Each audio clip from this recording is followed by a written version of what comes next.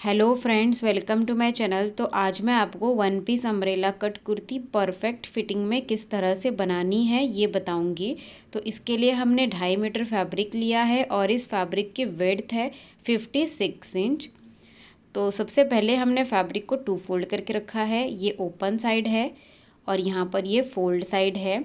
ये इस कपड़े की लंबाई है और ये चौड़ाई है। अभी हम इसको एक कॉर्नर से उठाकर ट्रायंगल में फोल्ड कर लेंगे। तो हमने फ़ोल्ड कर लिया है। यहाँ पर ये ओपन साइड है 4 फोल्ड में और यहाँ पर ये फोल्ड साइड है। अभी यहाँ पर हमें शोल्डर लेना है सीधा, एकदम स्ट्रेट रखना है इंची टेप को। तो शोल्डर मैं ले रही हूँ 6.5 इंच और यहाँ पर स्ट्रेट लाइन ड्रॉ कर लेनी है। अभी यहीं से हमें आर्मोल ले लेना है। तो आर्मोल भी मैं ले रही हूँ 6.5 इंच। इन दोनों पॉइंट्स को जोड़ देंगे। अभी यहाँ पर हमें चेस्ट का 4th part plus 2 inch margin लेना है। तो मैं ले रही हूँ 11.5 इंच।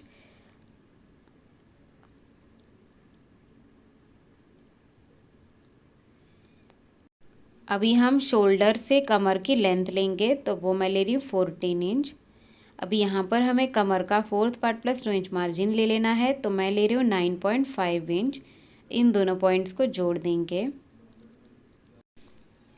अभी हम आर्मोल ड्रॉ करेंगे तो इस लाइन का हमें हाफ लेना है और यहाँ से हमें आर्मोल का शेप देना है। ये हमारा बैक का आर्मोल है और हाफ इंच अंदर से एक और आर्मोल ड्रॉ कर लेना है। ये हमारा फ्रंट का आर्मोल है। उसके बाद हम यहाँ पर नेक की मार्किंग करेंगे। तो नेक विड्थ मैं ले रही हूँ 3 इंच और नेक डीप मैं ले रही हूँ 5 इंच फ्रंट के लिए और बैक के लिए मैं ले रही हूँ 3 इंच। उसके बाद हम राउंड शेप दे देंगे फ्रंट नेक के लिए और बैक नेक के लिए भी हम राउंड शेप दे देंगे। अभी हम ऊपर से लेंथ ले लेंगे। तो कुर्ती की लेंथ मैं ले रही हूँ 44 इंच। तो शोल्डर से हम 44 इंच पर मार्क करेंगे। उसके बाद हम इंची टेप को सरकाते हुए पूरे में 44 इंच पर निशान लगा देंगे।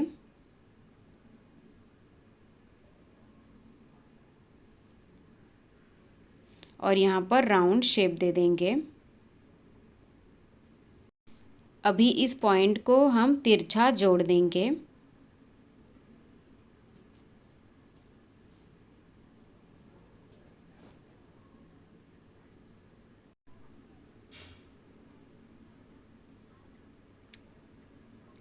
तो इसको हमने यहाँ पे जोड़ दिया है।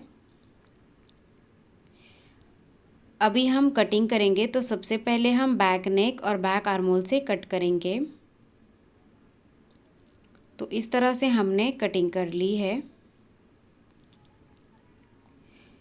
और यहाँ पे नीचे जो कपड़ा बचा है इसमें से हम स्लीव्स की कटिंग करेंगे। तो अभी हमें इसे ओपन कर लेना है और इसमें से हमें बैक पार्ट को साइड में रख लेना है और फ्रंट पार्ट को फिर से फोल्ड करके रखना है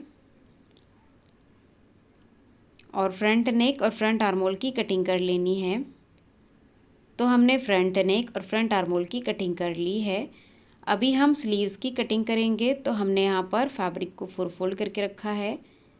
ये देखिए यहाँ पे ओपन साइड है। यहाँ पर हम स्ट्रेट लाइन ड्रॉ कर लेंगे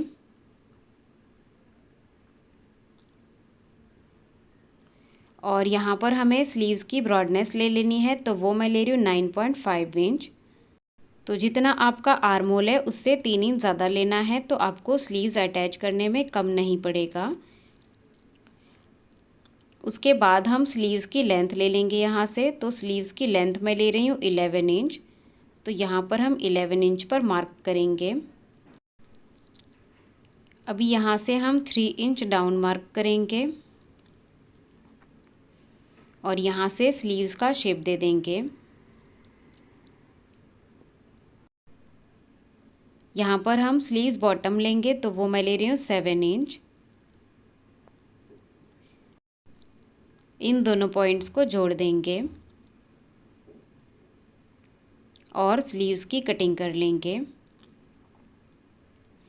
तो हमने स्लीव्स की कटिंग कर ली है। अब यहाँ पर हम एक छोटा सा कट लगा लेंगे। उसके बाद हम स्लीव्स को ओपन करके रखेंगे।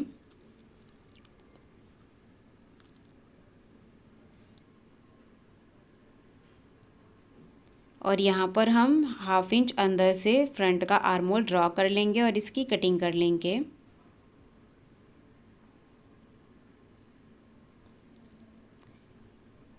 तो इस तरह से हमने ये स्लीव्स की कटिंग कर ली है।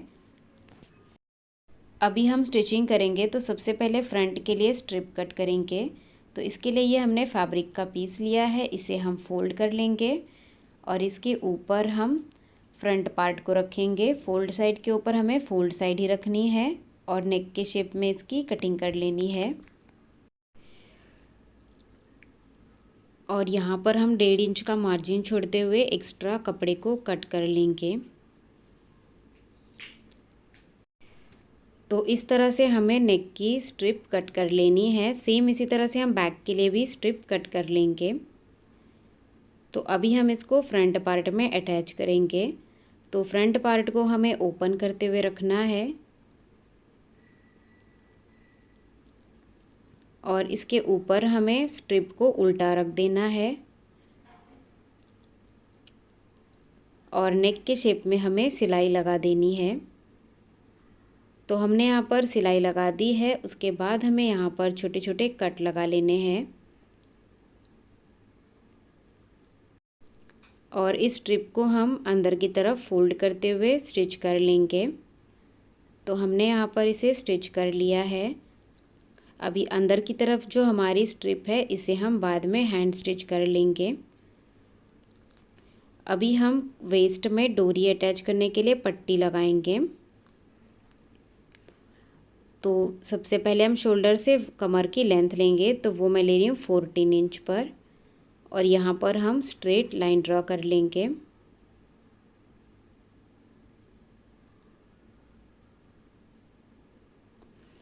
उसके बाद हमें दोनों साइड से 2.5 इंच का मार्जिन छोड़ना है, क्योंकि 2 इंच तक का हमारा सिलाई में आएगा तो हम 2.5 इंच छोड़ देंगे दोनों साइड में।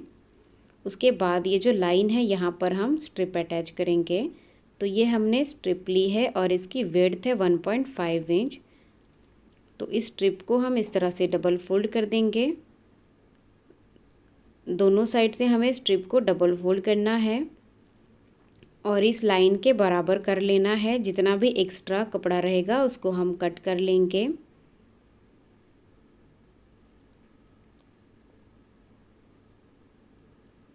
तो हमने स्ट्रिप को दोनों साइड में डबल फोल्ड कर लिया है। उसके बाद हमें यहाँ पर दोनों साइड से 1/4 इंच का फोल्ड करते हुए इसे प्रेस कर लेना है। इस तरह से थोड़ा थोड़ा फोल्ड करना है और प्रेस कर लेना है, तो हमें सिलाई करने में आसानी होगी। तो हमने इसको फोल्ड कर लिया है दोनों साइड से। अभी हम इस स्ट्रिप को लाइन के ऊपर रख लेंगे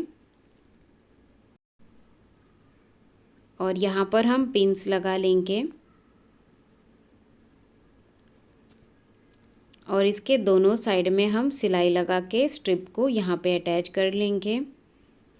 तो हमने यहाँ पर दोनों साइड में सिलाई लगा के स्ट्रिप को अटैच कर लिया है। ये देखिए यहाँ पे ये होल है दोनों साइड में, इसके अंदर से हम डोरी डालेंगे। तो ये हमारा फ्रंट का पार्ट रेडी है। अभी ये हमने बैक का पार्ट लिया है, तो बैक नेक के लिए हमने इसी शेप की स्ट्रिप ली है। इसे हम इसके ऊपर रखेंगे और सिलाई लगा देंगे और बैक का नेक हम रेडी कर लेंगे। तो ये हमने बैक का नेक रेडी कर लिया है। अभी यहाँ पर भी हमने लाइन ड्रॉ की है कमर में। अब यहाँ के लिए भी हमने स्ट्रिप रेडी करके रखी है, सेम उसी तरह से जिस तरह से हमने फ्रंट के लिए स्ट्रिप रेडी की थी। तो हमें यहाँ पर स्ट्रिप को रखना है लाइन के ऊपर और दोनों साइड में सिलाई लगा देनी है। तो हमने बैक पार्ट में भी स्ट्रिप को अटैच कर लिया है। ये देखिए यहाँ पर भी दोनों साइड में होल है, इसके अंदर से भी हम डोरी डालेंगे। अभी हम फ्रंट का पार्ट इसके ऊपर उल्टा रख लेंगे और शोल्डर स्टिच कर लेंगे। अभी स्लीव्स के लिए हमने ये पट्टियाँ ली है 2। अभी हम एक साइड की स्लीव्स को साइड में रख लेंगे और एक साइड की पट्टी को भी हम साइड में रखेंगे।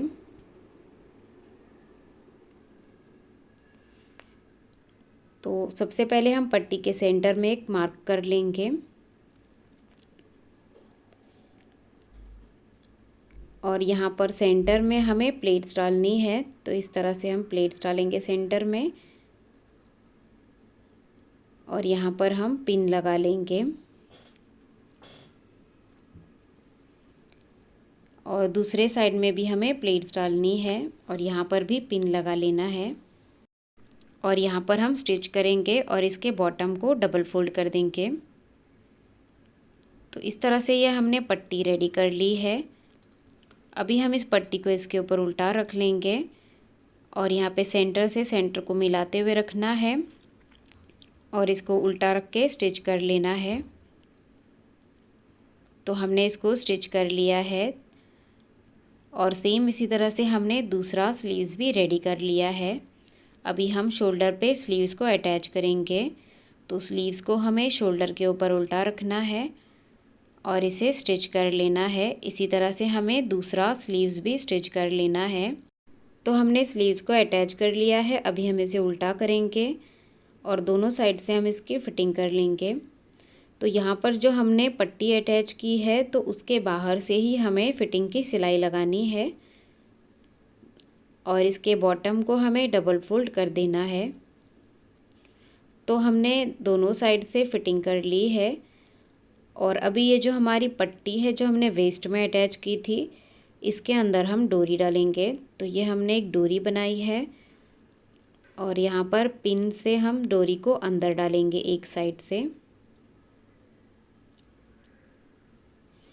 तो एक साइड से डालेंगे और दूसरे साइड से इसको बाहर निकाल लेंगे।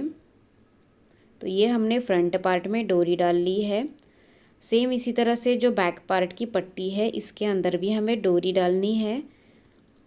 तो इसके लिए ये हमने दूसरी डोरी तैयार की है। तो ये हम इसके अंदर डालेंगे। तो हमने दोनों फ्रंट और बैक में डोरी को डाल दिया है।